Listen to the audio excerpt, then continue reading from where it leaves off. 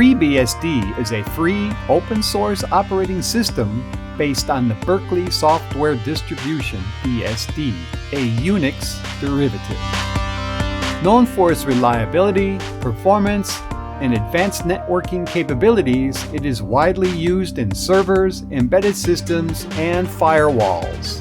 FreeBSD features a cohesive design, a robust ports collection for software management, and a permissive license that encourages customization. It's favored by developers and enterprises seeking a secure, stable platform for demanding computer environments.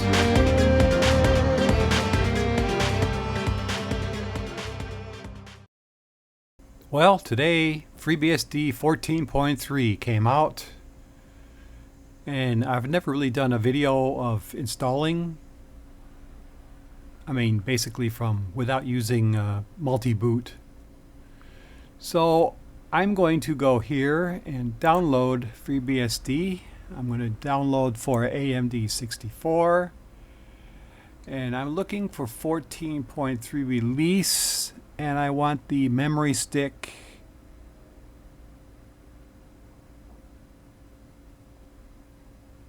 XZ image.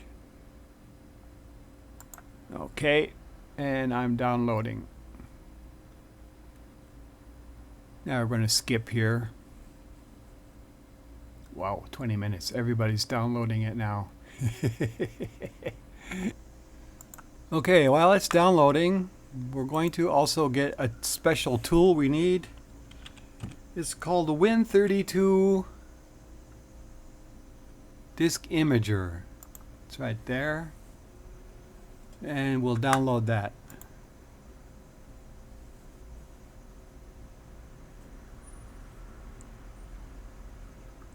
Download will start shortly. Okay. It's already downloaded. We don't need that anymore. Okay, now let's wait for our image to download for FreeBSD. So it looks like we've got everything downloaded now. So here's the 32 disk imager. It's a normal Windows file, easy to install. So just go ahead and install that. The other thing we need to do is this is a compressed file with the XZ. But if you have the WinZip, I don't know if it'll work. But I use 7-zip, and 7-zip has no problem. So we go to 7-zip here and I'll extract it.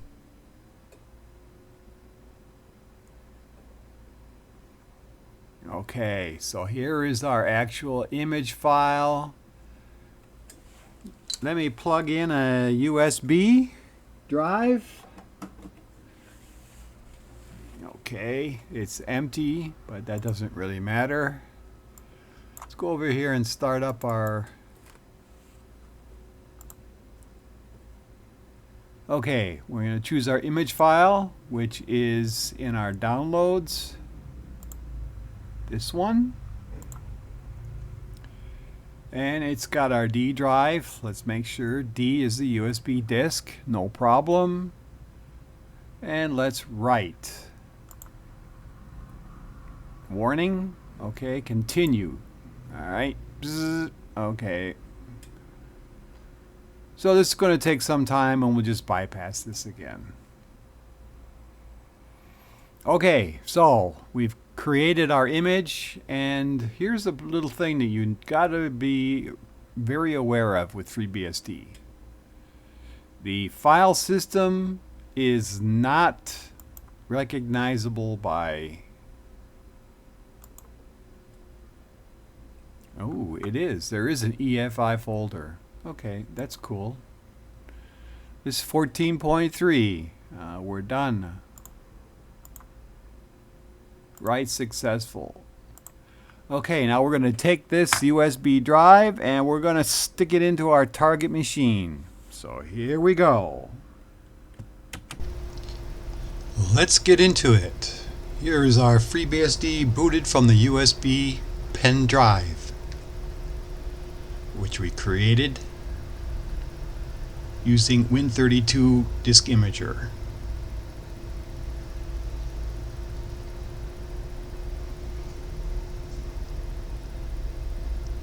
And we're going to hit enter because we're starting the installation of FreeBSD 14.3.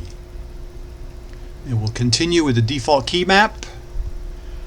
We're going to call this FreeBSD 143.local. We do not need any debugging, no kernel debugging. We don't need 32-bit libraries, but we're going to install the source tree and continue. Just for a hint, I use the space bar to toggle these options on and off, and of course up-down arrow keys to choose. We're going to do the auto ZFS, and we're going to choose a RAID Z1, single redundant RAID. Okay, I've got 4 disks. Single redundant RAID would mean that I can survive a single disk failure. If you wanted to survive 2 disk failure, then you'd choose double redundant. But I think for this demo machine, single redundant is fine. And we'll choose our 4 drives. These are ADA, which are SATA drives, 0 through 3. And it looks like they are 500 gigabyte drives. 3 of them are absolutely matching, and 1 is the oddball, but it's still the same Seagate. We're going to use the zroot, the default pool name. We'll force 4K vector, 4K sectors. We will not encrypt. We're using GPT. I'm going to increase my swap to 8 gig. This machine has 16 gig of RAM. We will mirror the swap, but we will not encrypt it. And no options extra. So we'll go back up here and select proceed with installation. This is our last chance. You can see here's the disk pool is ADA0 to ADA3. We'll move over to yes and hit enter. Okay, so now all the disk partitioning is taking place. The zroot will be created. And now we're going to checksum verify the base, the kernel, and the source.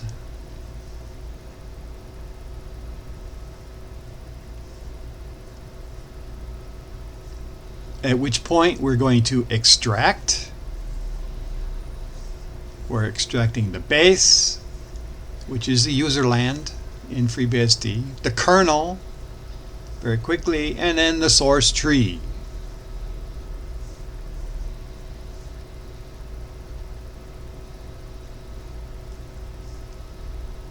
And then basically we're ready to enter the root password twice. This is our Ethernet interface. This machine only has a single gigabit Ethernet based on the Realtek chipset, and it's called RE0. And we would like to do IPv4 configuration, but we're going to use manual, so we'll say no to the DHCP. We'll enter in our IP address.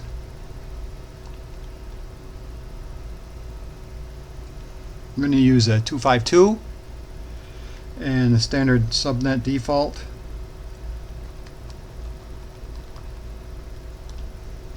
And the default route for this network is 254, and we don't need IPv6. And for our DNS, we're going to use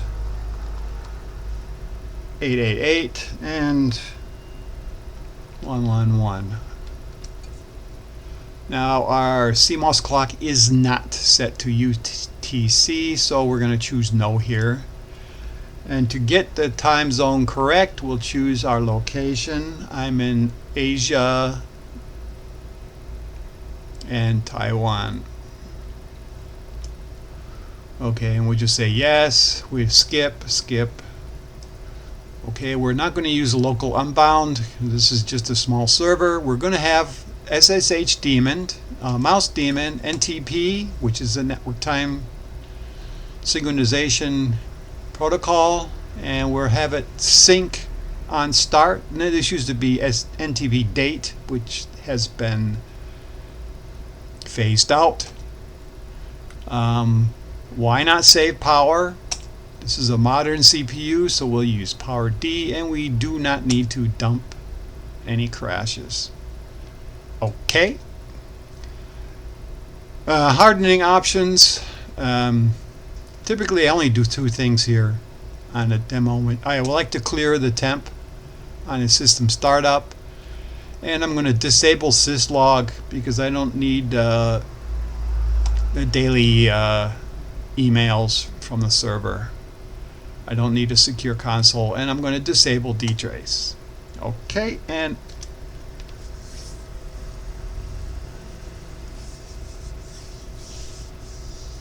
now the installation is going to start. Well, now we're installed.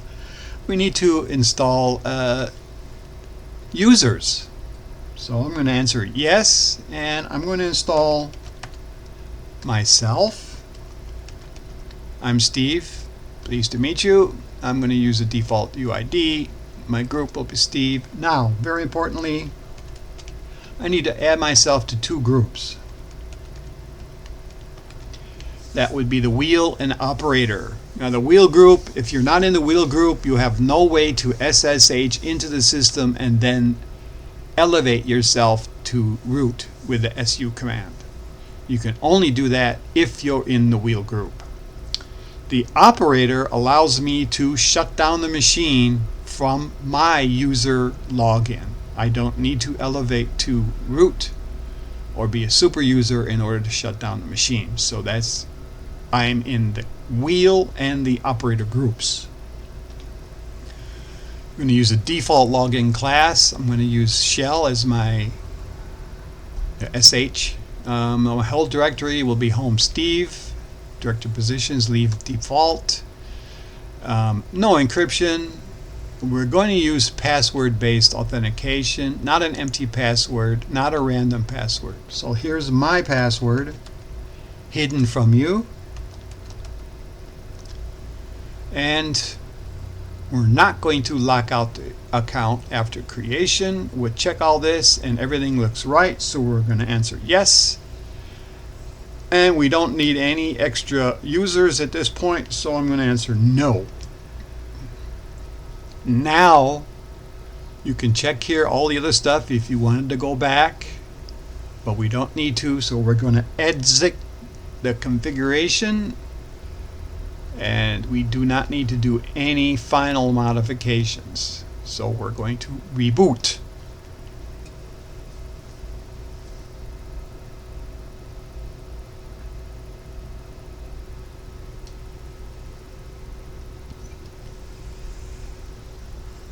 Now I have not removed my USB drive, but I'm pretty sure that it's going to boot from the hard drive. And since we're not re-entering the install, that would seem to be the case. Okay, we just generated our RSA host keys, well, all host keys for SSH, and now we're booted into the system, and we're going to log in. Let's log in with our root, and we can check if we have internet access.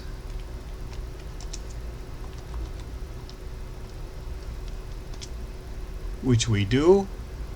And we're going to Control-C out of that because ping in FreeBSD just keeps going forever unless you use a a special, we'll use like this, count 3, and we're going to ping, let's ping a name,